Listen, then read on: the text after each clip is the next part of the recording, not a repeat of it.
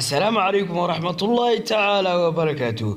كوسو دوادا channel كيفتين كبيريود ما انت فيديوغنا waxaan ku soo qaadan doonaa dalkaasi Colombia. Marka hore channelkeena subscribe saar gambalelka taabod ma santahay weyno xayisiiska kadib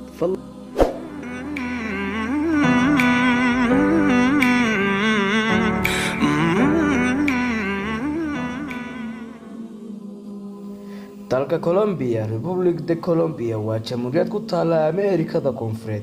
Dhanka waqooyi waxa kala ah badda Caribeya, dhanka barina waxa kaga aadan wadamada Venezuela iyo Brazil. Dalka Koonfureedna waxa kaga beegan wadamada Peru iyo Ecuador. Galbeedka Panama iyo Badweynta Pacifica. Caasimadu waxa waa magaalada Bogota.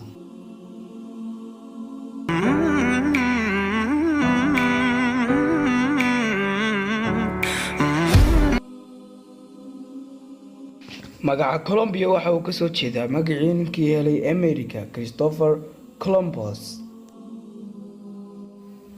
dadka Colombia badankoodu waxa ay ku hadlaan luqadda af Spain, waana luqadda rasmiga ah ee wadanka aad iyo aad waa loo ilaaliyaa. luqadii dadkii loo u tagay Colombia ee Hindida ahaa dhamaantood waa ay lumeen.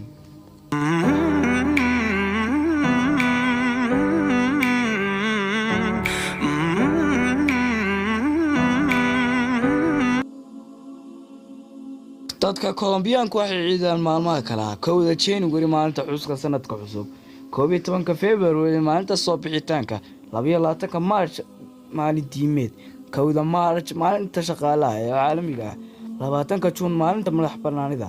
intaas oo dhan ayaa ciidaan dalka Colombia.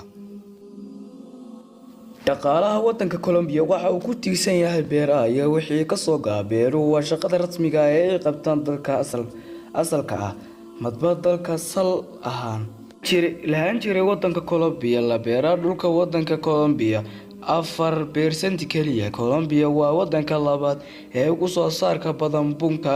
waxyaabaha kale ee wadanka Colombia soo saara waxa kamid ah muuska, bariiska iyo cudbiga. intaas ayaa jeclaystay amaantada wadaago. waa walaalkeen Qays oo idin leh ismaqlid dambe oo xiiso leh. wassalaamu calaykum waraxmatullaahi wabarakaatuh.